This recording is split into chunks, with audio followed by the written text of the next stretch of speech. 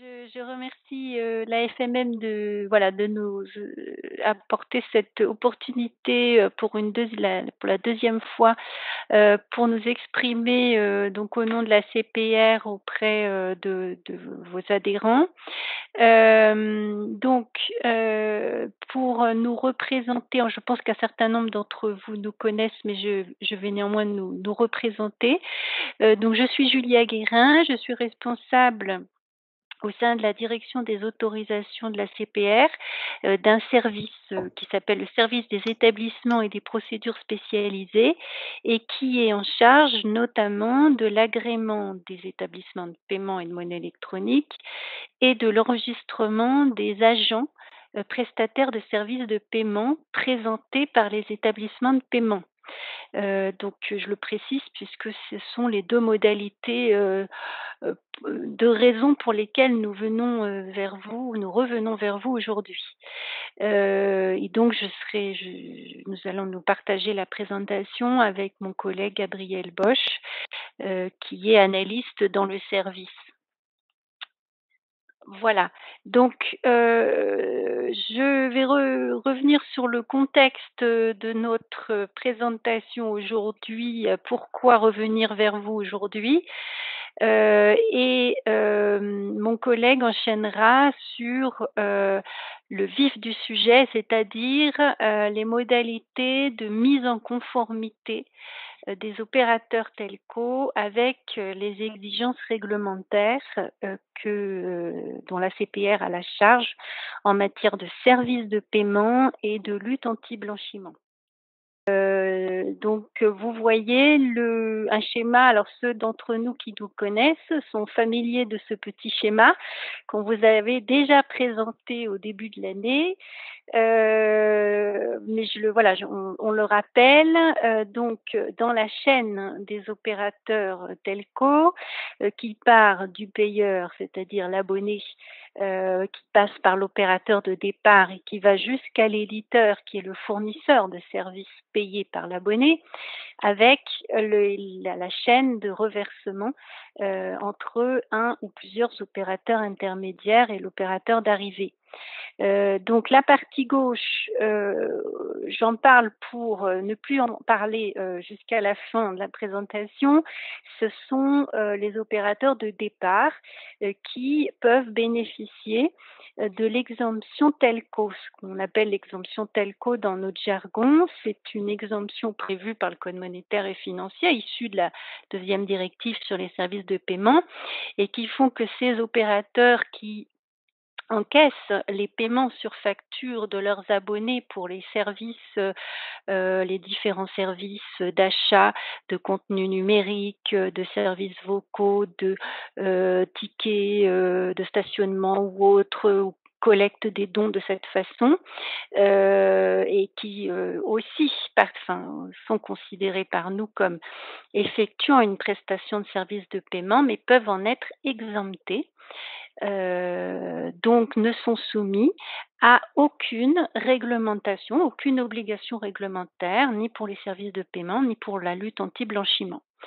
Et nous avons jusqu'à présent, émis à peu près je pense un peu plus, d'une dizaine, 17 je crois, exemptions telco.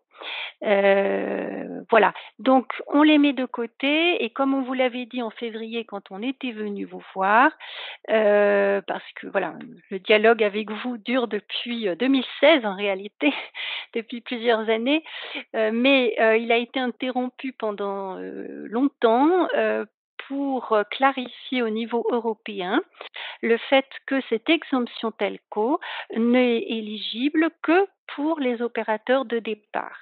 Voilà, et n'est pas éligible aux opérateurs qui se trouvent en aval dans la chaîne.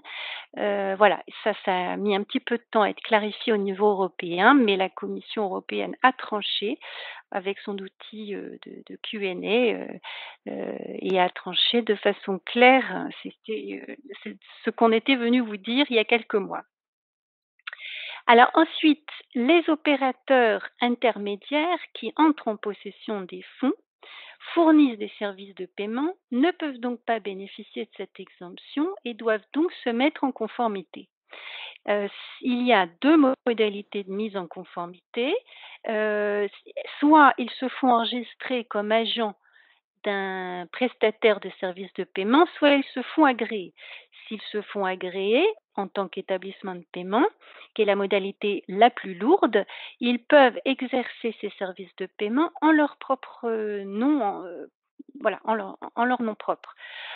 S'ils se font enregistrer comme agents, la différence, c'est qu'ils exercent ces prestations régulées au nom de leur mandant, donc au nom de l'établissement de paiement, qui les mandate en tant qu'agents. Et vis-à-vis de nous, nous connaissons le mandant, c'est le mandant qui présente le dossier de l'agent et nous ne contrôlons pas en tant que tel l'agent, nous contrôlons l'établissement qui est agréé.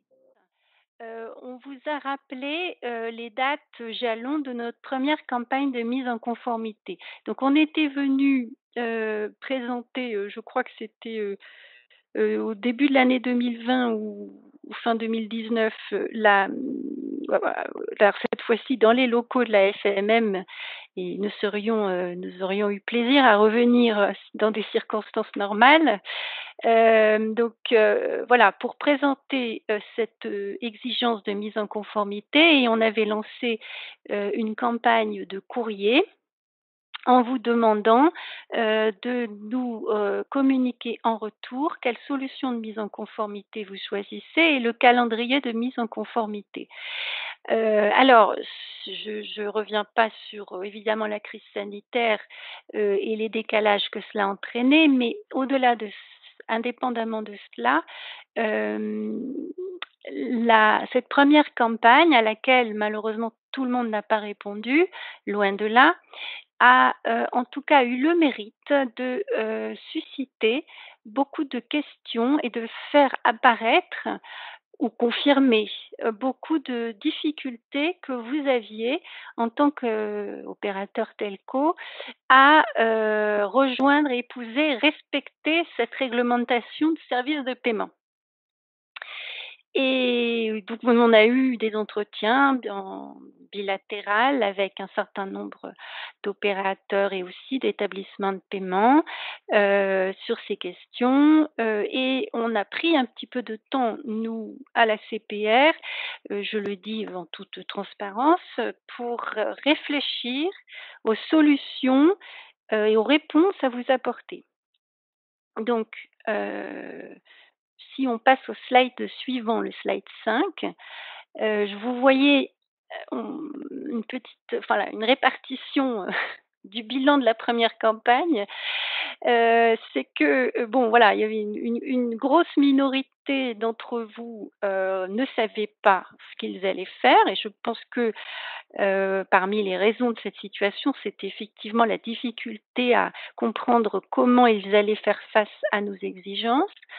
Une autre, grosse minorité, ont choisi, la voie de l'agent, de se faire enregistrer comme agent d'un prestataire de services de paiement. Et un certain nombre d'entre vous sont passés à l'acte puisqu'ils ont déposé, alors c'est pas les agents qui ont déposé, c'est leur mandant. On a déjà commencé à avoir des dossiers d'agents, déposés sur notre portail, des autorisations. Une toute petite minorité réfléchit à l'agrément. Voilà, mais encore une fois, ce ces résultats sont, issus d'une partie, heu, des, de la population, si je puis dire, des opérateurs telco, c'est ceux qui ont répondu à la campagne et qui ont répondu de façon suffisamment claire. Voilà. Mais je souligne qu'un certain nombre d'entre vous ont réussi, déjà à se mettre en conformité ou sont sur la voie de l'être et j'encourage les autres à suivre cet exemple. Voilà. Donc si on passe au slide suivant, le slide 6, on récapitule en fait, le fait sans grande surprise que c'est le statut d'agent qui est privilégié parce que, de votre point de vue et on le comprend parfaitement à la CPR, c'est celui qui est le moins lourd. Un agrément, entraîne quand même un certain nombre de contraintes, de diligence, de vérification et d'adaptation, de l'opérateur, qui font qu'il peut être enclin à choisir le statut d'agent. En tant qu'agent, je le répète, il agit sous la responsabilité de l'établissement de paiement de monnaie électronique qui le mandate, et ce et intégré à son dispositif de contrôle interne, voilà, et donc est considéré comme proposant des services de paiement pour le compte de son mandant.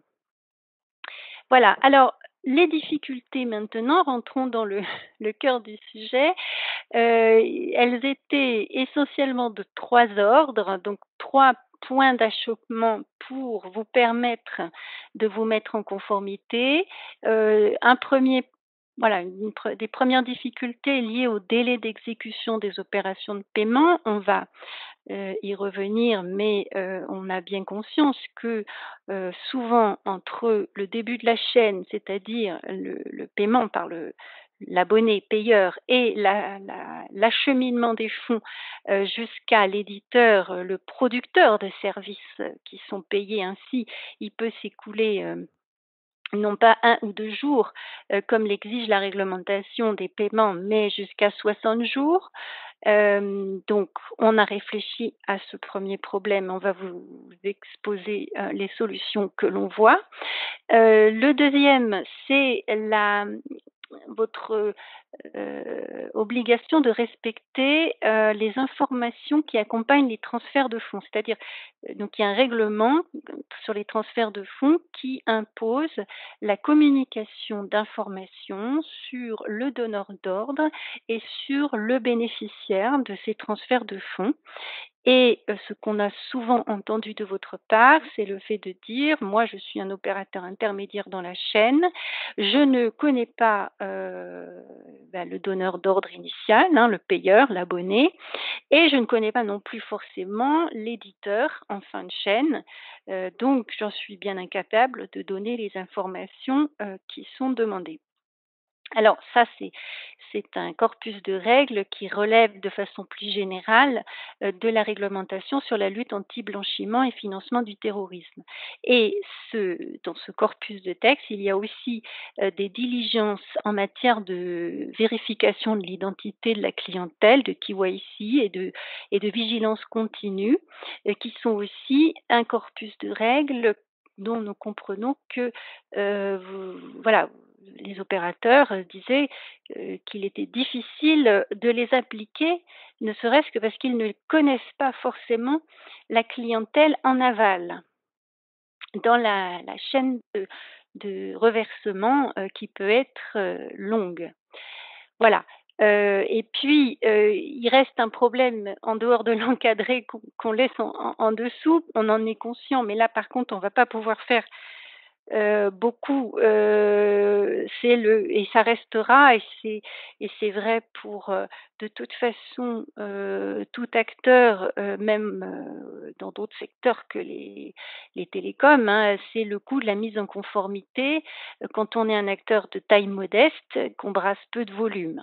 Là, on est confronté à ce problème, si j'ai envie de dire, tous les jours et ça n'est pas propre, encore une fois à votre secteur et voilà. Mais ce que j'ai envie de dire, c'est que, ben, c'est la loi, il faut vous mettre en conformité, et voilà, ce que nous pouvons faire, c'est réfléchir aux modalités, qui rendent cela possible, mais ça exigera de toute façon un certain nombre d'adaptations, de votre part.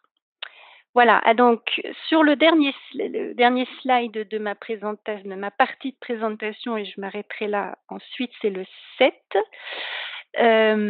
Donc, n nous allons, vous l'aurez sans doute compris, maintenant relancer notre campagne de mise en conformité. On va faire une deuxième campagne d'envoi.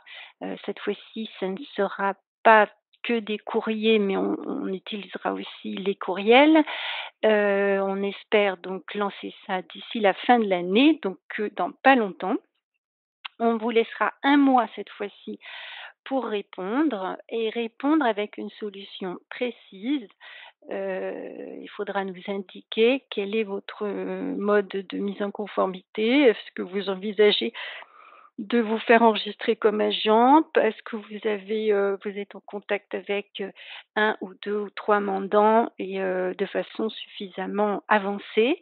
Et quel est votre calendrier? Voilà. Alors bon, après on rappelle les risques,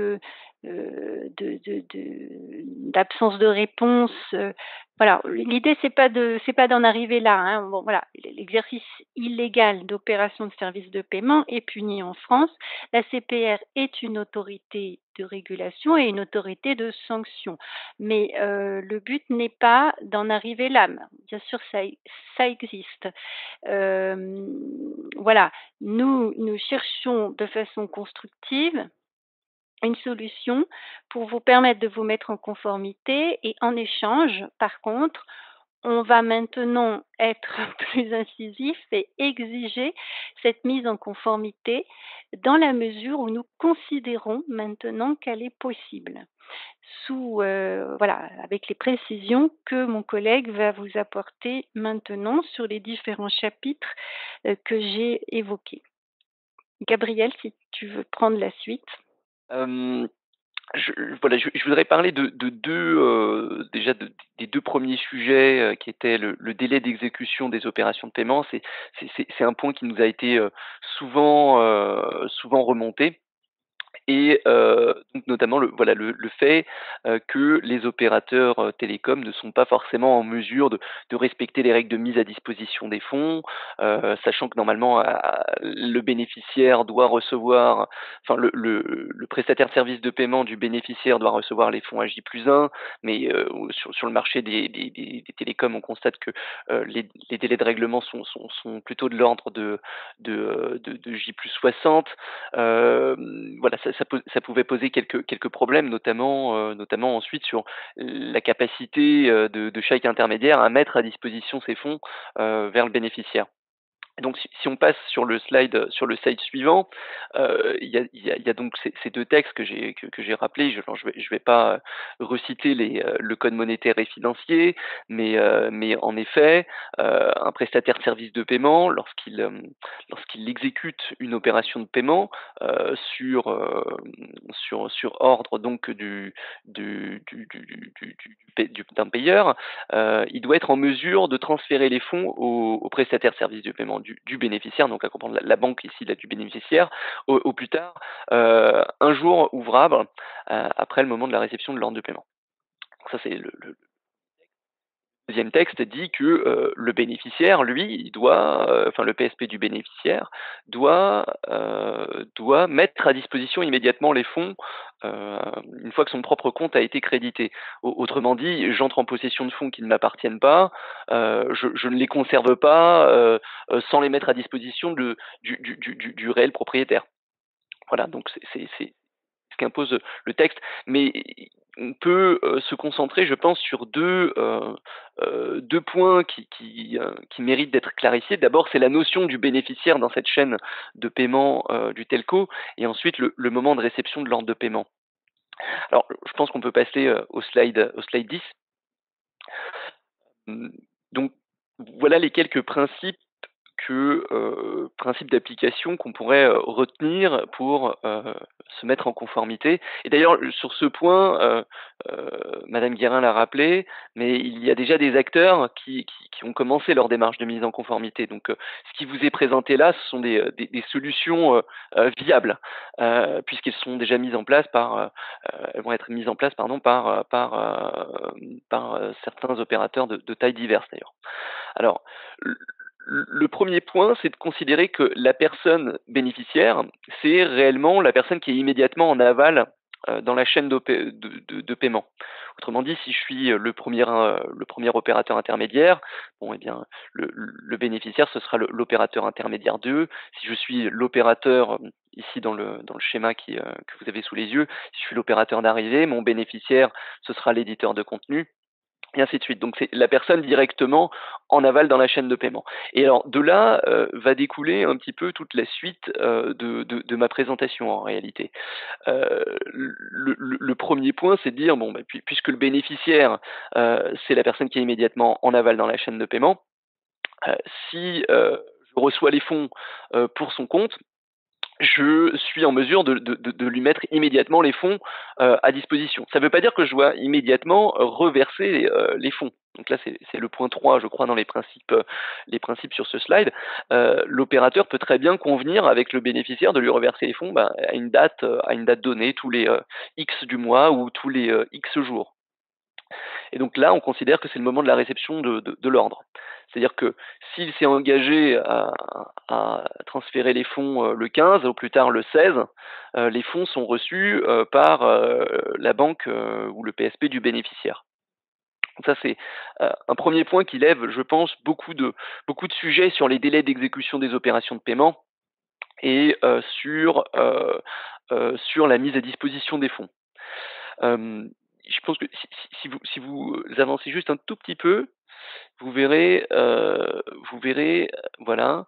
Donc là, c'était les délais d'opération de paiement, et vous verrez le petit encadré on constate qu'il y a des opérateurs d'arrivée qui mettent immédiatement les fonds à disposition. Et donc, la question qui nous avait été posée à plusieurs reprises, c'était de savoir, mais oui, mais je mets à disposition des fonds alors que je les ai pas encore reçus. Finalement, est-ce que je suis pas en train de faire du crédit, et le crédit est une activité réglementée. Donc tout ça aurait pu avoir un certain nombre de conséquences. Alors, ce qui a été vu pour le moment dans les dossiers qui nous ont été déjà communiqués, c'est que, voilà, peut-être à affiner au cas par cas, mais a priori, le crédit qui est consenti par l'opérateur d'arrivée à un éditeur de contenu, voilà, qui met immédiatement à disposition les fonds alors qu'il ne les a pas encore reçus, ce crédit-là peut bénéficier d'une exception au monopole bancaire qui est en réalité, voilà, l'exception relative aux crédits commerciaux consentis dans le cadre de la fourniture d'un service. Donc c'est l'exception qu'on appelle l'exception co-contractant. Alors, ce point-là, je pense qu'il est important parce qu'il a pu soulever beaucoup de discussions parmi les opérateurs, en tout cas ceux que nous avons rencontrés. Et la bonne nouvelle, c'est donc que, a priori, dans la plupart des cas, les crédits qui seraient consentis par l'opérateur d'arrivée, si jamais les fonds sont immédiatement mis à disposition de l'éditeur de contenu, eh bien ces crédits-là ne sont pas réglementés. Et donc, ce point est important parce que ça veut dire derrière qu'il n'y a pas d'exigence de fonds propres au titre de la fourniture d'un crédit. Voilà. Je pense que c'est un point qui me semblait important. Alors, je propose déjà à ce stade peut-être qu'on s'arrête un instant pour répondre éventuellement à à quelques questions, si vous avez quelques questions sur ce sujet. Hem, voilà, je vous propose de faire cette petite pause. Alors, oui, je vous prie, moi j'ai une question, c'est Ghislaine Afitou de Mobio qui parle. Dans le cas de figure où effectivement nous accorderions une forme de crédit à notre éditeur de contenu, parce qu'à un moment, nous avons effectivement, enfin, il a eu du trafic, etc. Et donc, nous avons calculé ce que nous devrions lui reverser. Si à un moment ou un autre, on se retrouve dans un cas de fraude, enfin, on analyse une fraude a posteriori, ou par exemple, on se retrouve dans des retenues d'un opérateur tel que Free, par exemple, qui n'est pas un opérateur du croire, et que, effectivement, ces montants-là sont retenus par les opérateurs. Comment est-ce que moi, opérateur SVA, je peux traiter la situation alors que je lui ai déjà reversé des montants? Est-ce que par la suite, je peux récupérer ces montants-là ou les récupérer sur les montants à venir? Comment est-ce que cela doit être traité? Sur la question de la garantie, c'est encore un point sur lequel là j'avoue, ça dépasse les opérateurs telco. Nous avons tout opérateur de services de paiement qui fait de l'acquisition de paiement pour compte de tiers peut être soumis à un risque de non remboursement, enfin de perte financière en fait. Si c'est bien ça, et contre lequel il est tout à fait légitime et sain même de se prémunir en exigeant une garantie, des dépôts de garantie. C'est peut-être à ça que vous voulez faire référence, ou des gages espèces, ou une forme de nantissement, de garantie.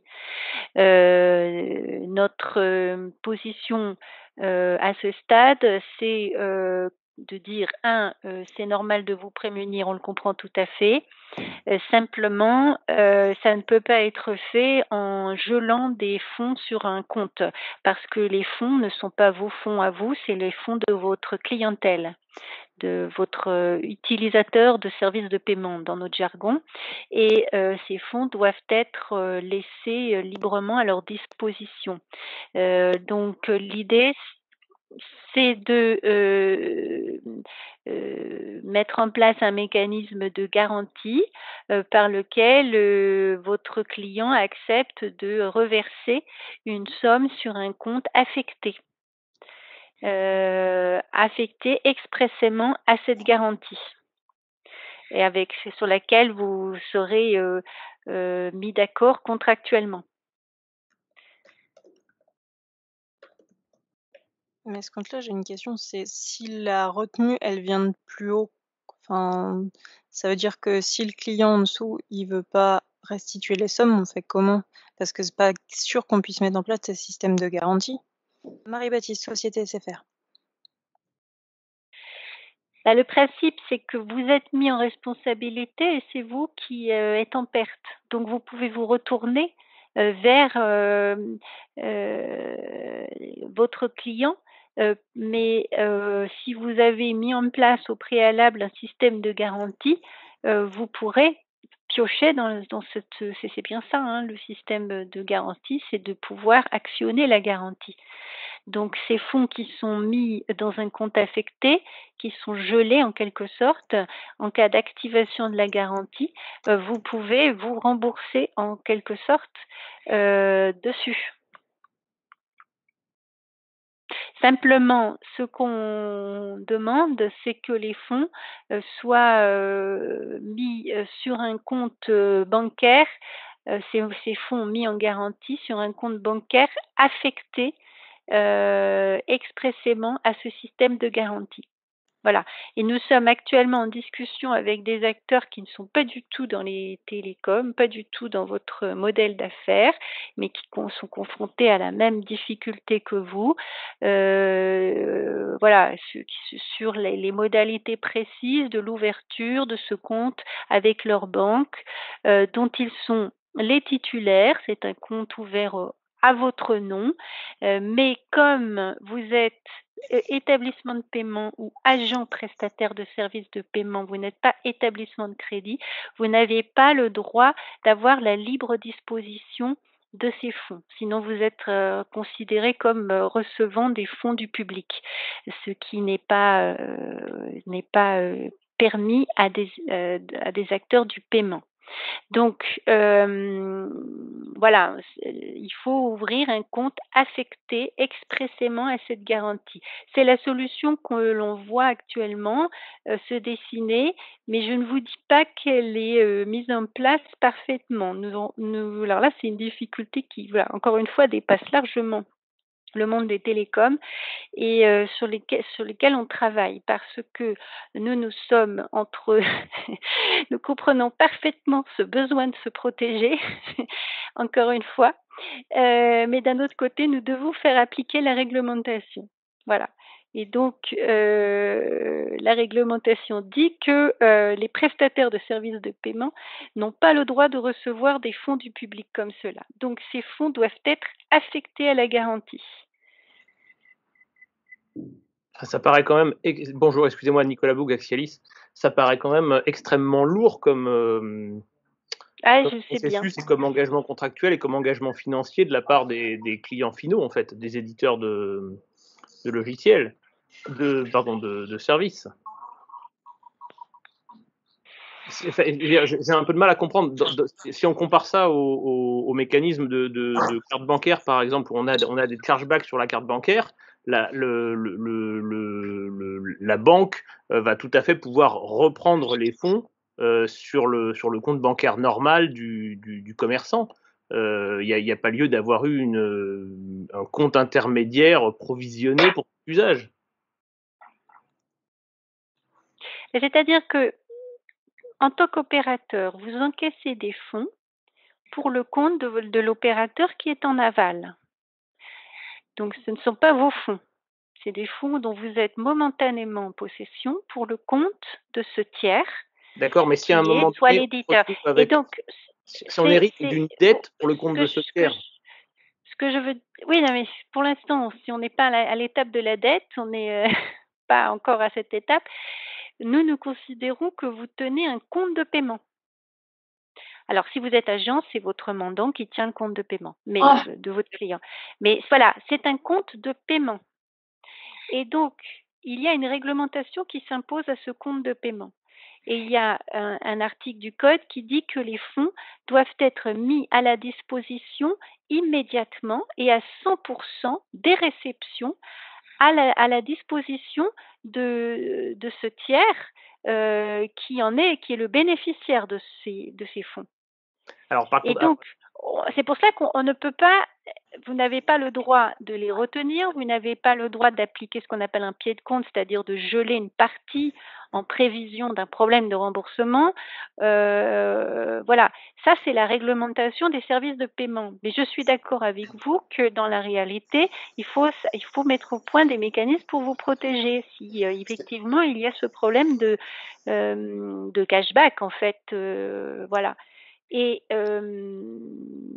voilà, alors, je sais bien que je vous ai dit que nous avions des solutions adaptées à votre secteur. Monsieur Bosch a commencé, puis on va continuer sur les autres aspects. Sur cela, voilà, malheureusement, tout ce que je peux vous dire à ce stade, c'est que les fonds qui sont sur ces comptes de paiement doivent être laissés à la disposition et immédiate du bénéficiaire, quitte à ce que vous vous mettiez d'accord avec lui ex ante par les dispositions contractuelles pour pas retenir sur le compte, mais affecter une partie à définir en garantie pour ces problèmes de remboursement futurs. Bonjour, je me présente, Maxime Sultan, Bills Brothers. J'ai une question. Donc, en résumé, vous nous demandez à nos clients de provisionner un compte de trésorerie de 20 ou 30 000 euros pour être sûr qu'on puisse se faire rembourser un jour leurs futures amendes, c'est ça? Ou les retenues qui sont effectuées au-dessus, parce que si on est opérateur intermédiaire, ça peut venir, on va dire de l'opérateur de boucle locale qui décide de retenir parce que c'est du trafic anormal ou autre, et nous, on est au milieu de la chaîne. Et c'est même pas forcément l'acteur en dessous qui est fautif, si ça se trouve, c'est que l'éditeur in fine. Et donc, il faut que ça. Exact. Disons que je suis un peu sceptique en pratique, c'est tout. Donc, en résumé, chaque nouveau client que je vais prendre, je vais lui demander de me mettre sur un compte de sécurité 20 ou 30 000 euros de trésorerie pour ses futures amendes. Exactement. Que vous demandez. Alors qu'il va faire peut-être 2 000 ou 3 000 euros de paiement par mois. Voire même moins si c'est un tout petit. Ça d'un côté, et puis je pense qu'il y a deux types de cashback, Il y a deux types de risques en fait. Excusez-moi, Il y a pouvez-vous vous cashback. présenter? Ah, pardon, c'est lui qui l'a fait, Youtel. Je disais, il y a deux types, en fait. Le cashback, il est gérable si c'est par transaction. Je rejoins Nicolas là-dessus, Nicolas Bouche, ce qu'il est en train de dire. Et puis après, il y a la pénalité, en fait, qui, elle est destinée à l'éditeur, mais qui est aujourd'hui cascadée sur toute la chaîne. Et auquel cas, dans ce cas de figure, il va falloir appliquer peut-être la pénalité directement sur l'éditeur et ne pas la réclamer aux opérateurs intermédiaires, en fait. Bonjour madame, Hugo Demas de Alors, Lemonway. Je voulais juste savoir, est-ce qu'un compte de pardon, paiement pourrait répondre à cette obligation de dépôt de garantie pour les opérateurs intermédiaires et d'arrivée? Alors justement, pas un compte de paiement, parce que tous les fonds qui sont mis sur un compte de paiement doivent être à la libre disposition immédiatement de l'utilisateur, du client. D'accord. Donc ça doit être la solution pour l'instant sur laquelle on travaille, mais encore une fois, j'en suis bien consciente de ce que vous dites, parce que vous n'êtes pas les premiers à le dire. Alors vous le dites dans votre domaine précis, avec les cas précis qui sont les vôtres, mais on peut transposer dans d'autres secteurs avec lesquels on est en discussion. On est en discussion à ce sujet avec des établissements de paiement qui ont le même problème, qui travaillent avec des marketplaces, et qui ont des problèmes de cashback avec les marchands et qui se disent, voilà, il faut que je me prémunisse et c'est tout à fait normal. Donc c'est c'est transposable, c'est la même chose. Voilà, ça ne peut pas être, par exemple, des comptes de cantonnement. Le cantonnement, mon collègue va vous en parler plus tard, c'est une obligation pour vous de protéger les fonds dès que vous les conservez plus de une journée.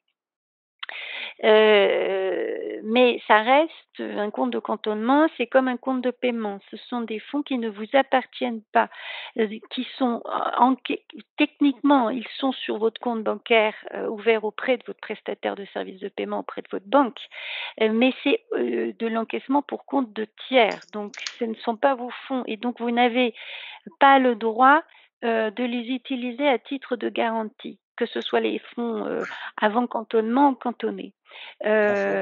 Donc, l'autre solution que nous voyons, c'est d'ouvrir, je suis d'accord, c'est lourd, mais voilà, pour l'instant, on en est là, un autre compte à votre nom, mais qui serait affecté. Et en principe, les banques connaissent ce mécanisme du compte affecté, sur lequel les sommes ne sont pas à la libre disposition du titulaire. Donc vous ouvrez un autre compte, vous êtes titulaire de ce compte, mais il est affecté à la garantie. Et ces sommes-là, vous n'y touchez pas tant que la garantie n'est le trigger case, le déclencheur n'est pas déclenché et il n'y a pas activation de la garantie. Mais donc, madame, toujours Maxime Sultan de Biz Brother, qui va alimenter ce compte? C'est donc nos clients éditeurs. On va leur demander 5 ou 10 000 euros, alors que c'est nous. Voilà, si votre client direct c'est l'éditeur, ça sera l'éditeur. Si vous êtes opérateur intermédiaire plus en amont dans la chaîne, ça sera l'opérateur immédiatement en dessous de vous. J'ai envie de dire, je vois ça comme un escalier, je sais pas, enfin celui qui est juste en aval. Donc très concrètement, je vais dire à mon nouveau client, bonjour, est-ce que tu peux me mettre 10 000 euros sur un compte pour ma protection des amendes? Écoutez, en tout cas, voilà, encore une fois, je viens du monde réglementé et des services de paiement. Je ne suis donc pas comme vous une spécialiste des telcos, mais oui, c'est un petit peu ça, oui. En fait, c'est Wissem de USIT. Tout le monde parlait des pénalités de l'éditeur, le mécanisme nécessaire pour se faire rembourser. Et je rejoins en fait Nicolas et Loïc tout à l'heure comment on applique les pénalités. Mais il y a aussi une question de peines et soins. Aujourd'hui, on sait que les opérateurs, ils reversent en fait à hauteur de 66, c'est leur taxe en fait de 80 centimes par exemple. Je prends le palier hautement majoré à la durée, 80 centimes TTC. Donc, on reverse à l'éditeur, mais réellement, il y a aussi des peines et soins qu'on doit rembourser à l'opérateur. Donc, comment ça s'applique en fait ce mécanisme? Est-ce qu'on déduit et on peut compenser, ou alors on demande encore à l'éditeur de nous avancer en fait moyennement une facture de 2 mois pour les peines et soins en estimant son volume? Comment vous appelez ça? Les peines? Les peines et soins, en fait, Orange, elle garde sa commission de 25% sur les reversements, Bonjour. plus les frais de charge de routage et transmission. Thomas Orange ou SFR, cette prestation de peines et soins, justement, elle sert notamment à couvrir le risque de non-paiement par l'appelant. Et Orange, non, c'est pas le non-paiement, c'est la commission d'Orange, en fait. C'est la prestation qui est rendue par l'opérateur intermédiaire. Voilà. C'est pas du tout une pénalité, en fait. C'est en gros, sur les 80 centimes, on touche 50 centimes, donc 48 centimes. L'intermédiaire de transit type Orange, ils prennent 1 ou 2% d'intermédiation financière, c'est tout. Les peines et soins sont appliquées par l'opérateur de départ, de boucle locale, en échange, hormis le cas particulier de Free, de la garantie de payer, même s'il ne récupère pas l'argent auprès de son appelant. Donc c'est un C'est pas le cas de Free, en fait. C'est le cas, par exemple, prenons le cas d'Orange. Les abonnés Orange, ils appellent un numéro majoré, en fait, qui est collecté à USIT, par exemple. Donc Orange, elle reverse en fait, 67 centimes, 0,7, et elle me facture en face 25% plus frais de routage, plus frais de transit, plus frais d'intermédiation financière de SFR et Bouygues, par exemple. Donc le tout, USIT, elle doit payer donc la différence. Donc est-ce qu'on paye l'éditeur la totalité de la minute, à savoir 80 centimes dans le cas d'un numéro hautement majoré à la minute, ou alors on compense la différence? Est-ce qu'on a le droit de compenser sur l'argent qu'on a mis à disposition au client éditeur final dans le compte de cantonnement? La question, est-ce qu'on peut compenser ou pas? Alors, est-ce que vous vous êtes mis d'accord avec le client final qu'il ne recevra que la somme minorée des peines et soins, que ce qui lui est dû, c'est le net? La question, oui, dans le contrat, on va prévoir parce qu'on n'a pas le choix, mais la question, avec la réglementation, est-ce qu'on a le droit de compenser les peines et soins ou pas? C'est ça la question, en fait. Alors, j'ai envie de dire oui à titre provisoire, mais comme je ne suis pas sûre de bien comprendre le montage, je préférerais que vous nous l'exposiez par écrit et on vérifiera avec nos juristes. Bon, c'est le montage imposé par... Parce que si vous voulez, quand on fait moi je fais toujours le parallèle avec ce que je connais mieux, c'est l'acquisition pour compte de tiers, de fonds, voilà, tout simplement une vente de marchand. La place de marché qui fait de l'acquisition, elle a contractuellement s'est mis d'accord qu'elle touche une certaine commission. Donc ce qu'elle met à disposition du marchand, c'est la somme, le prix payé moins les commissions. Il y a compensation. Ce qu'elle met à disposition, c'est le net. Donc je ne sais pas si on est dans le même schéma. Si on l'est dans le même schéma, ça serait le net. Maintenant, encore une fois, je préférerais que vous nous adressiez une description précise. Faites des schémas de flux pour nous aider à comprendre, c'est très utile. Séquencer temporellement si nécessaire. Et on regardera précisément. Ce qui serait bien aussi, c'est que vous nous donniez les contrats qui vont avec, les dispositions contractuelles avec votre client qui prévoient ces peines et soins, pour qu'on comprenne.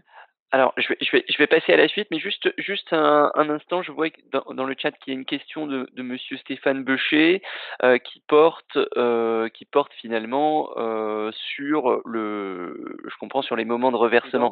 Vous verrez le point 3, il va absolument dans le sens que vous indiquez. Hein. C'est l'opérateur peut convenir avec le bénéficiaire de lui reverser les fonds à une date donnée.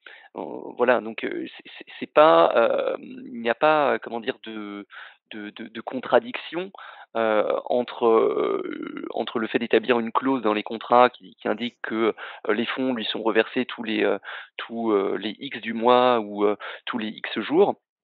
Et le fait que le client peut quand même, si jamais il souhaite disposer de ses fonds avant et que vous les avez déjà reçus, il peut quand même vous demander de vous les transférer. Alors, généralement, quand c'est en dehors du cadre qui a été convenu, vous pouvez très bien envisager d'appliquer des tarifs différents pour les reversements.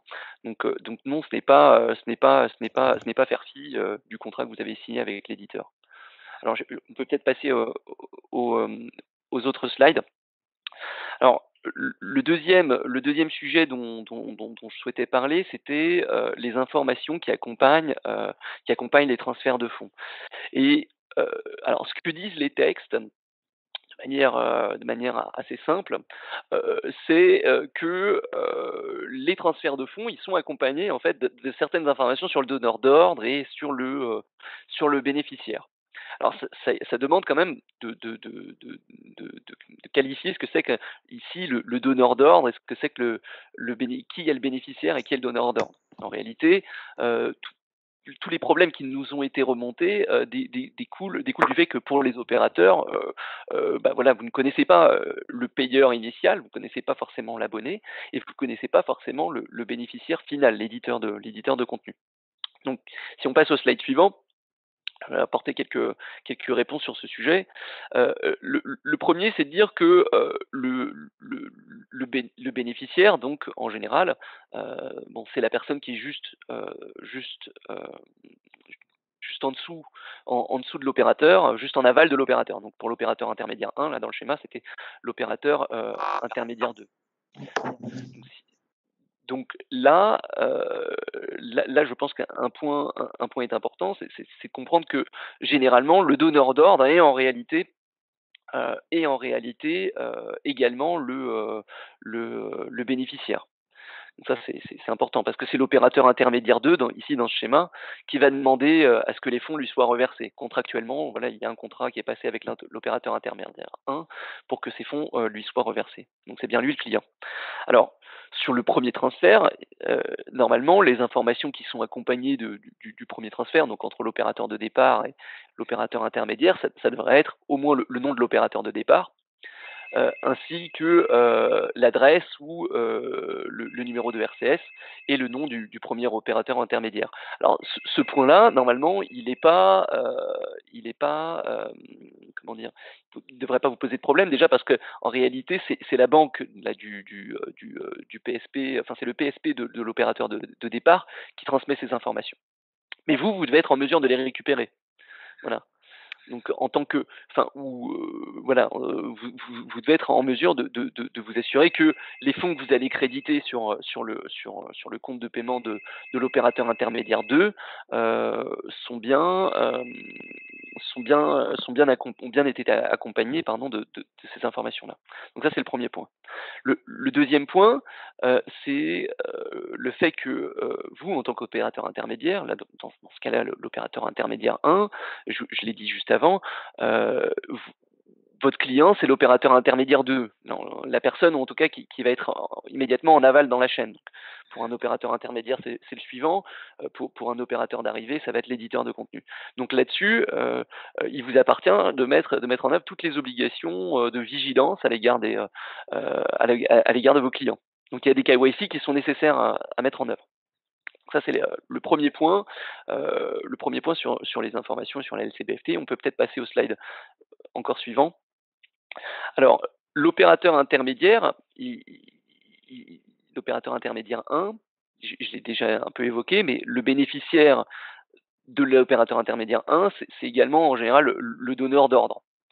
Donc, lorsque l'opérateur intermédiaire 1 va transférer les fonds à l'intermédiaire 2, il devra accompagner les transferts de fonds d'un ensemble d'informations sur l'opérateur donneur d'ordre. Et donc ces informations, je les ai déjà données, et normalement ils sont absolument à sa disposition, hein. C'est le nom de l'opérateur, son adresse ou son RCS. Voilà. Bon. Le quatrième point que j'aurais souhaité évoquer sur ce règlement qui porte sur les informations qui accompagnent les transferts de fonds, c'est le fait que ces informations. Et pour disposer de ces informations, vous devez évidemment établir des KYC sur les personnes immédiatement en aval. Et donc, je pense que là, je vais être directement enchaîné sur le point, le point 3, voilà, sur le 4, autres éléments. Et sur le premier du 4, qui porte sur la LCBFT, les obligations de vigilance à l'égard de la clientèle. Et on verra ensuite les deux autres points. Alors, je vous parlais du KYC. Ce KYC, il est obligatoire dès le premier euro. Donc, il n'y a pas de ici, il n'y a pas d'exception applicable à cette règle. Fournissez des services de paiement. En tant que fournisseur de services de paiement, en tant que prestataire de services de paiement, vous êtes obligé de faire des KYC sur votre clientèle. Alors, juste un point qui me semble important. Je vais juste parler de KYC ici. Je vais pas aborder l'entièreté de ce que c'est qu'un dispositif de LCBFT parce qu'en réalité, je pense que la plupart d'entre vous s'orienteront vers le statut d'agent et votre rôle se limitera bien souvent à la collecte des pièces justificatives. Alors, dans les dossiers qui nous sont transmis, il faudra bien indiquer comment le KYC va être mis en œuvre dès l'ouverture du compte de paiement. Et comment l'opérateur, enfin quel rôle jouera l'opérateur dans la collecte des pièces justificatives, s'il est agent, s'il est agréé, et rares sont les personnes qui ont indiqué vouloir un agrément, mais dans ces cas-là, je pense qu'il y aura des réunions d'information, enfin en tout cas vous ferez des réunions de présentation et on vous indiquera plus en détail les exigences en matière LCBFT pour les personnes qui seront agréées, mais bien souvent le rôle de l'agent va se cantonner à la collecte des pièces, mais on veut comprendre ce rôle. Et surtout, puisque l'activité existe déjà, on veut comprendre aussi le délai de reprise des KYC, c'est-à-dire que vous avez déjà un ensemble de clients, ça peut mettre du temps à faire les KYC sur l'ensemble de la clientèle existante. Si vous avez 2000 clients par exemple, ça peut prendre un certain temps. Le deuxième point, c'est évidemment qu'on identifie le client, mais aussi on vérifie son identité, et y compris le bénéficiaire effectif. Et si on passe juste sur le slide 18, juste rappeler rapidement ce que c'est qu'un bénéficiaire effectif. Donc c'est une personne qui contrôle directement ou indirectement le client. Ou une personne pour laquelle l'opération est exécutée ou pour laquelle une activité est exercée. Donc ça se traduit de manière assez simple. C'est si votre client est une entreprise, c'est la personne qui détient ou les personnes qui détiennent directement ou moins directement plus de 25% du capital ou des droits de vote, ou qui exercent un contrôle important sur l'établissement, par exemple. Là, j'ai juste donné un exemple. C'est s'il y a des pouvoirs de nomination, de révocation des membres de l'organe social ou du conseil de surveillance. Voilà, je vais peut-être m'arrêter brièvement sur ce point parce que j'ai cru comprendre qu'il y avait peut-être des questions déjà à ce sujet. Je propose d'en prendre 3 et comme ça et ensuite on passera aux autres points. Comme j'ai des questions qui sont sur le chat, je vais proposer à Monsieur Laurent, Bruno Laurent, de poser sa question. Bonjour. En fait, ma question concerne les pénalités qui sont retenues en général par l'opérateur telco de départ. Est-ce qu'il peut les retenir sur les fonds à destination du fait qu'il est opérateur de départ? Est-ce qu'il peut retenir les fonds ou est-ce qu'il doit remettre les fonds à travers les différents opérateurs intermédiaires à l'éditeur et ensuite réclamer ces pénalités à l'éditeur? Ou est-ce qu'il peut les compenser? Merci.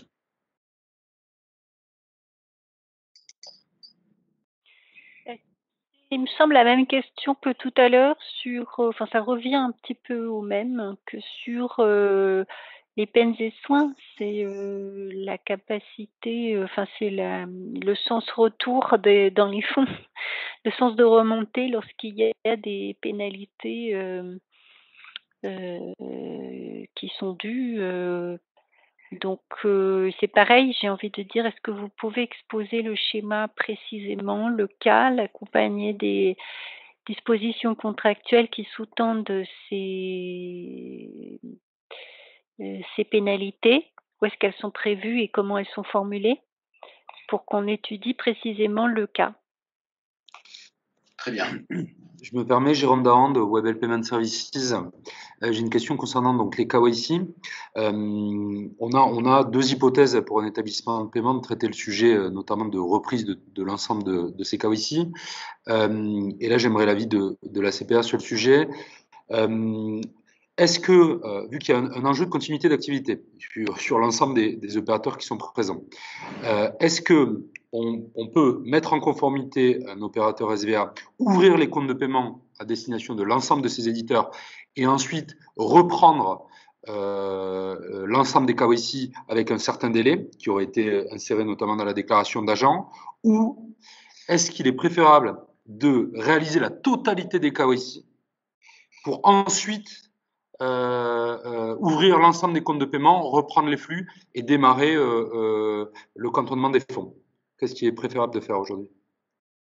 Alors, ce qui est préférable, c'est la première option que vous avez décrite, c'est-à-dire que nous préférons que vous vous mettiez en conformité le plus rapidement possible, sous le couvert d'un statut régulé, donc soit en tant qu'agent d'un établissement régulé ou en tant qu'agréé, et ensuite, au cas par cas, en bilatéral, on va étudier votre demande.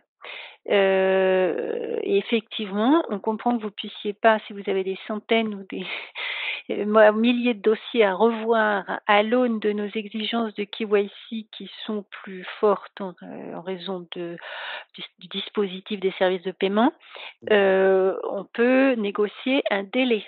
Il faut que le délai soit raisonnable. Il sera ponctué de clauses de rendez-vous avant l'écoulement de la fin de ce délai. On va contrôler que votre avancée. Et la fin du délai, c'est un engagement de votre part. Donc, on pourrait envisager que si au bout de ces quelques mois de délai supplémentaire que vous aurez demandé, eh bien, si vous n'êtes pas arrivé au bout du KYC, pas complètement ou pas de façon satisfaisante pour un certain nombre de ces clients, eh bien, les comptes soient coupés, soient stoppés à l'écoulement du délai.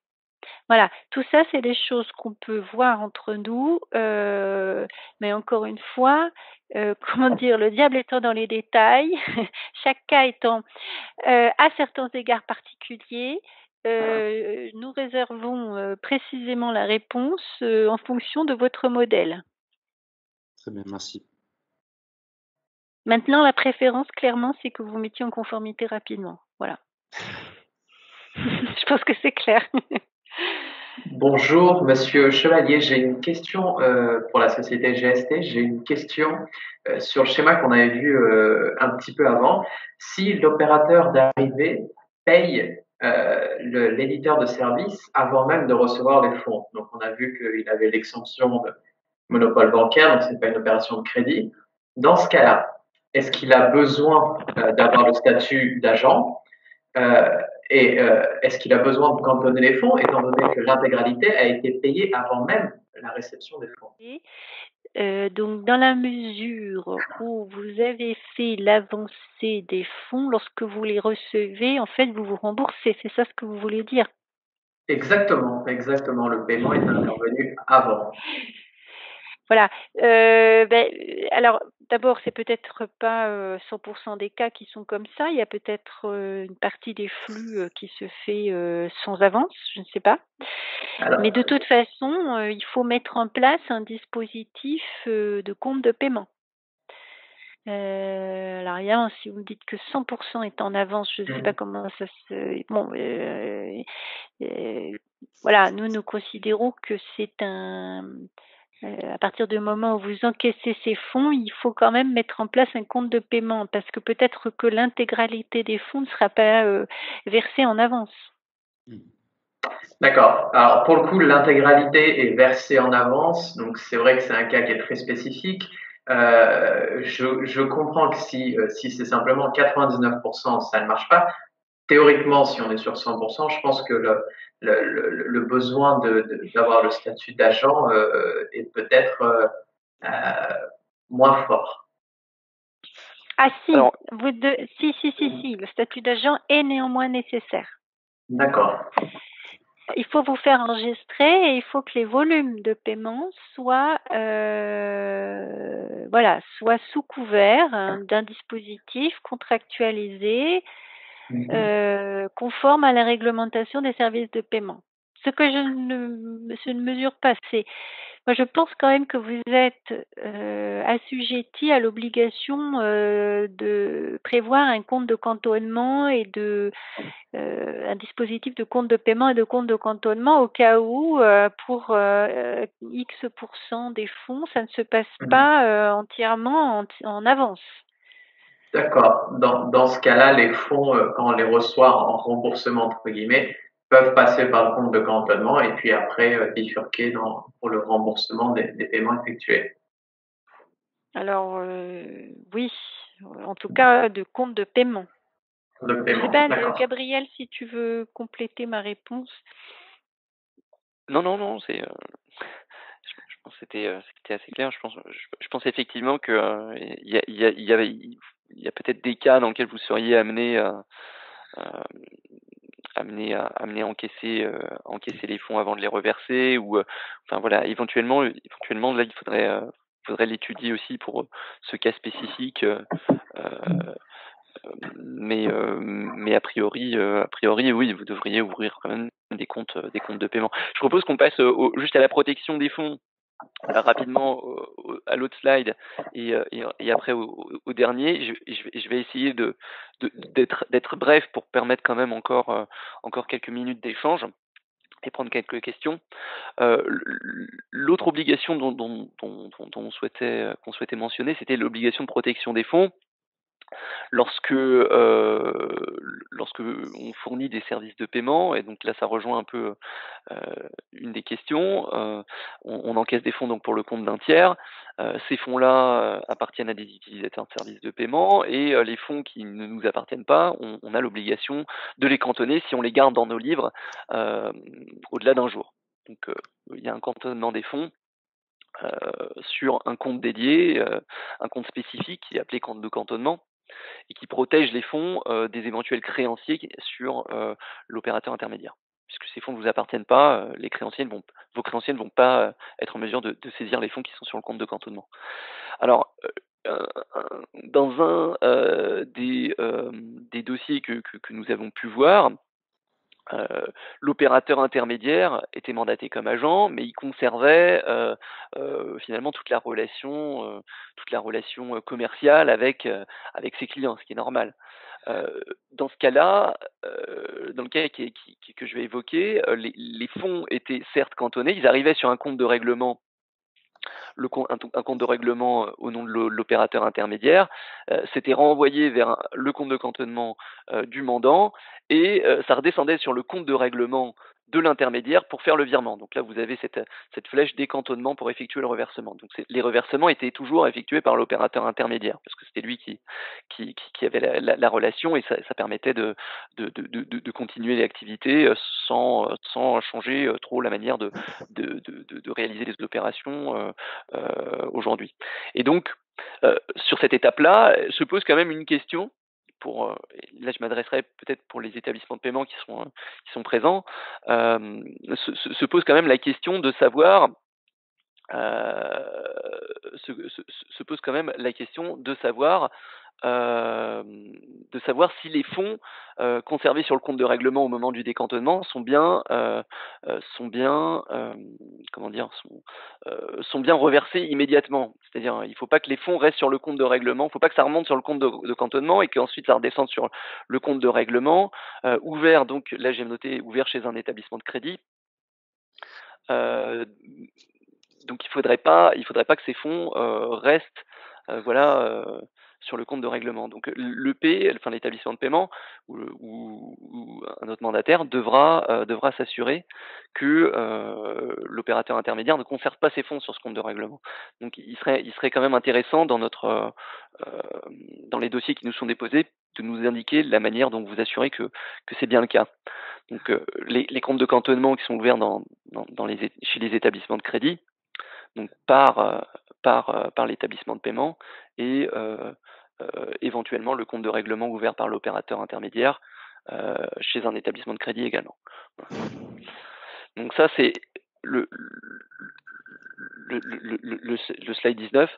Et si on passe au slide 20, j'attire aussi votre attention sur le fait qu'un contrat cadre de service de paiement, il ne s'agit pas d'un contrat de téléphonie. Donc il y a des mentions qui sont obligatoires. Alors notamment, voilà, j'en ai cité quelques-unes, les caractéristiques des services de paiement, et j'insiste sur le terme paiement, les modalités d'exécution des opérations de paiement, des obligations de confidentialité, éventuellement voilà les moyens de communication, les moyens de voilà la durée du contrat, notamment. Enfin voilà, il y a un certain nombre de points qui doivent être présents et qui à mon sens, ne répondent pas tout à fait à ce qu'on peut retrouver dans des contrats de téléphonie. Et je pense qu'il est important d'avoir ça également en tête, parce qu'il y avait d'une part la reprise des KYC, mais il y avait aussi la signature des contrats cadres de services de paiement, et tout ça, ça peut prendre également un certain temps. Le contrat de téléphonie, ou en tout cas les parties relatives à la téléphonie, des parties relatives aux services de paiement, puisque il faut considérer que ce sont deux gammes de services distinctes. Voilà. Et là j'ai terminé. Voilà, donc on peut prendre, il nous reste 10 minutes, mais voilà, éventuellement on peut, pour celles et ceux qui veulent poser encore un peu plus de questions, on peut s'accorder un peu plus de temps. Donc je propose d'ouvrir maintenant les questions. Du coup, Jonathan Campos, avec Connexion, si vous pouvez juste revenir sur la slide 19. D'abord, juste, vous parlez uniquement de la méthode de cantonnement, vous confirmez qu'on peut toujours avoir une couverture des fonds par cautionnement. Ah oui, tout à fait. Non, c'est les deux manières sont. Alors là, j'ai choisi uniquement de parler de la méthode de protection des fonds sur des comptes de cantonnement parce que en réalité, c'est quand même la méthode la plus classique. Mais si vous décidez si vous envisagez d'autres méthodes, c'est tout à fait possible. Un point quand même sur les cautions, sur les assurances. Il faut bien penser à nous transmettre premièrement l'entièreté du contrat, pas simplement les attestations. Et il faut bien s'assurer qu'à tout moment, les montants portés sur ces contrats sont bien, permettent de couvrir en adéquation avec les volumes d'activité. Voilà, il faut vraiment que ce soit en adéquation avec les volumes d'activité. Donc il y a quand même des précisions à nous apporter sur ces sujets également. La manière dont vous vérifiez l'adéquation de ces contrats avec les paiements. Ok, merci pour cette confirmation. Et du coup, éventuellement un élément de réponse sur votre schéma, vous mettez que vous décantonnez et que vous repassez par le compte de règlement. Techniquement, les établissements de crédit proposent des établissements de paiement de ne pas faire cette phase et de passer directement du compte de cantonnement vers le compte de règlement de l'établissement de crédit du bénéficiaire. Absolument. Et là, j'étais juste dans le cas où, et dans l'exemple en fait que je précisais, qui était le cas où le compte de règlement, il était porté par l'intermédiaire, il était ouvert au nom de l'opérateur intermédiaire, et donc ça repassait par son compte avant que ce soit viré au bénéficiaire. Et donc, si techniquement vous confirmez. Si techniquement l'établissement de crédit nous permet de passer directement du compte de cantonnement vers le compte de règlement du bénéficiaire, on peut le faire. Il n'y a pas eu d'évolution réglementaire sur ce point. Oui. Merci. Jérôme Dahan de Web Payment Services, j'aurais une question sur la question des fonds, et notamment sur les statuts qui sont offerts, donc agent, prestataire de services de paiement, établissement de paiement. Vous indiquiez dans votre toute première slide que ces deux statuts devaient être pris en considération dans l'hypothèse dans laquelle l'opérateur réceptionnait les fonds. C'est ce qui est inscrit en tout cas dans votre première slide. Sommes-nous d'accord du coup que dans l'hypothèse dans laquelle l'opérateur actuel décide de ne plus rentrer en possession des fonds, alors d'autres possibilités de statut, notamment le statut de potentiellement prestataire de services essentiels externalisés, pourraient s'offrir selon le schéma qui est défini? Alors, si vous êtes vraiment prestataire technique et que vous n'encaissez vraiment pas les fonds, vous ne participez pas plus du tout à la fourniture du service de paiement d'encaissement des fonds. Tout à fait. Il faut que ce soit très clair, mais après, oui, la réponse est oui. Vous n'êtes pas soumis à un statut régulé. Vous êtes considéré comme un prestataire de services essentiels pour l'acteur sous régulation pour lequel vous accomplissez le service. Merci beaucoup. Mais peut-être ajouter aussi le fait qu'aujourd'hui, c'est bien l'opérateur intermédiaire qui connaît les montants qui doivent être versés à l'opérateur ou aux bénéficiaires en aval, en fait, dans la chaîne.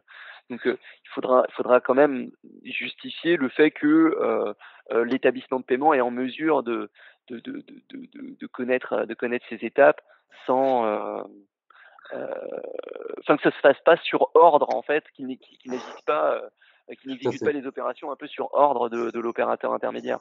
Voilà. Tout à fait. Il faut vraiment qu'il ait un rôle technique, voilà. J'ai une petite question, Laura Negro de l'Emmanuel également. Je profite de ce statut de PS2E. Est-ce à dire que si l'agent d'un établissement de paiement ne fait que transmettre les informations, notamment KYC, est-ce à dire que dans ce cadre-là, l'opérateur n'a pas à devenir agent? Alors, s'il transmet les informations de KYC et c'est tout. Oui. Et il ne transmet pas l'ordre de paiement et le consentement.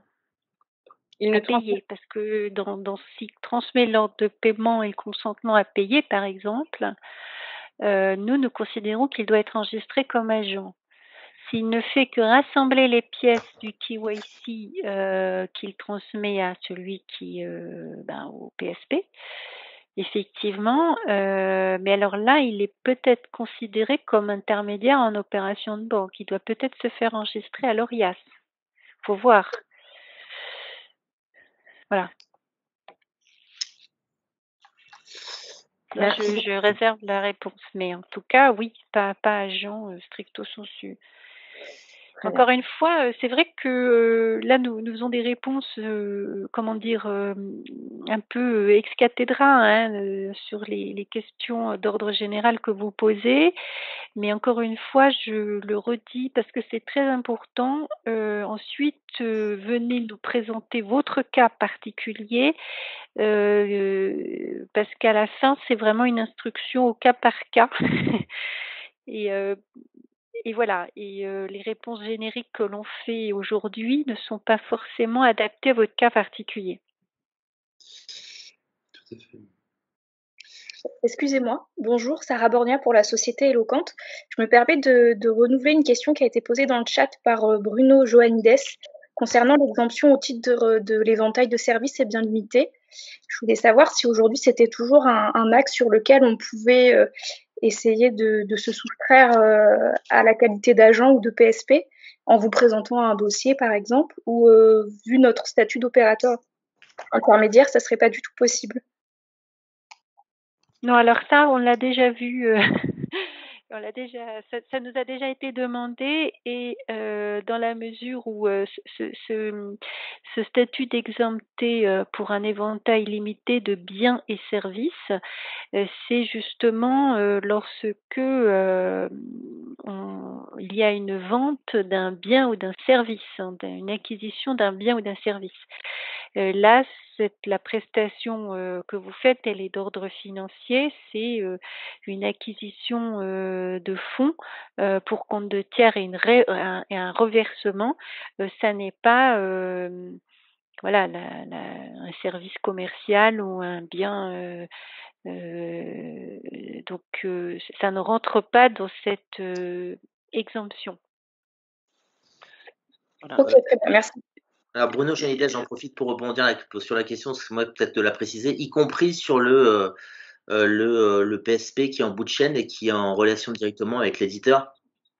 Et c'est ce que j'allais préciser, effectivement, même pour l'opérateur d'arrivée, parce qu'en réalité, il n'y a pas d'acquisition de biens ou de services par une personne qui est en relation avec l'opérateur d'arrivée. La personne qui acquit le bien ou le service, c'est le payeur à l'origine de l'appel. Et ce n'est pas l'opérateur intermédiaire N, voilà. Donc il y a bien juste une prestation financière qui est rendue. Ok. J'en profite peut-être pour poser une autre question. Dans la chaîne, là, justement, on est sur le bon slide. Si je comprends bien, entre les différents opérateurs intermédiaires, il y a un reversement des fonds qui est donc, vous l'avez caractérisé, donc ça, j'y reviendrai pas. L'opérateur de départ, en fait, qui reverse les fonds au premier opérateur intermédiaire, l'opérateur intermédiaire, est-ce qu'il encaisse les fonds sur un compte de paiement? Et le compte de paiement, il est ouvert au nom de qui? Et ainsi de suite.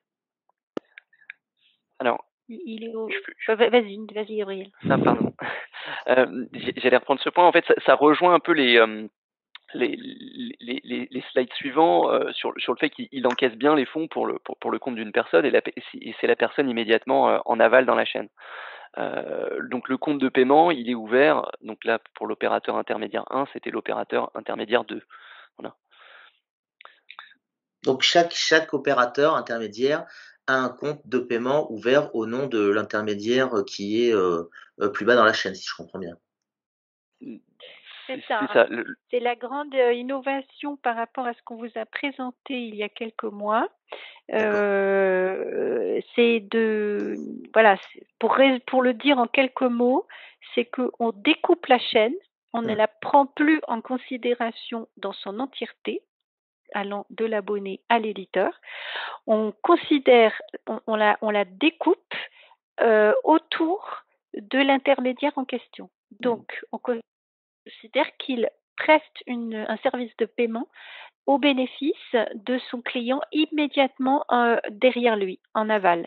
Donc, son opérateur intermédiaire ou d'arrivée ou directement avec lequel il est en relation.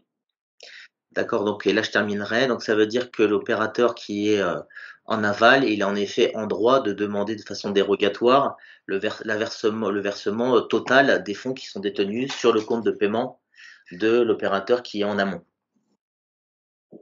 Ben oui, parce qu'elle est le client utilisateur du service de paiement d'acquisition de fonds que lui rend l'opérateur en amont. Et donc les articles du code sur la disponibilité immédiate des fonds s'appliquent. Mais modulo ce qu'on a dit au début de l'entretien sur la nécessité de se couvrir en garantie. Mais ça vient après. Il faut d'abord qu'il y ait une mise à disposition immédiate et complète des fonds, premièrement. Et ensuite, il peut y avoir un dispositif contractuel qui se surajoute et qui permet un retour arrière, ça peut être fait ex-ante, prévu ex-ante, pour permettre à celui qui accomplit la prestation de service de paiement de se protéger contre les impayés. C'est très clair, donc ça veut dire que chaque intermédiaire, et là vraiment je terminerai par là, doit faire le KYC pour ouvrir un compte de paiement pour le compte de l'intermédiaire en amont. Non, en aval. En aval. En aval, oui. D'accord, ok, très bien. Alors, on a peut-être le temps de prendre encore quelques questions. Oui, j'ai une question sur le slide 19, Patricia Laudier pour SFR. Je comprends que le slide 19 s'adresse plus sur la protection des fonds à l'établissement de paiement. Et est-ce que, en tant qu'agent, on a besoin de savoir précisément ce que va faire l'établissement de paiement en la matière? Si ça passe pas par nous, là, c'est vrai que votre exemple, c'est un cas où ça passe par un compte de l'agent, si j'ai bien compris, mais c'est pas forcément le cas, et donc on peut ne pas avoir à donner d'avis en tant qu'agent là-dessus, ou je me trompe? Alors, c'est la responsabilité de l'établissement de paiement qui vous mandate, qui doit avoir un dispositif de protection des fonds. Si son dispositif de protection, c'est le cantonnement, c'est effectivement, le compte de cantonnement est ouvert à son nom dans sa banque, son PSP. Donc, c'est pas un sujet à discuter avec notre établissement de paiement. Il en fait son affaire, si je puis dire, pour respecter ses obligations. Oui, j'espère bien. J'espère bien, sous notre contrôle. Bien sûr. Ça fait un sujet de moins pour nous à discuter avec lui. Ah ben c'est le principe. L'agent, justement, est dans un lien, comment dire, euh,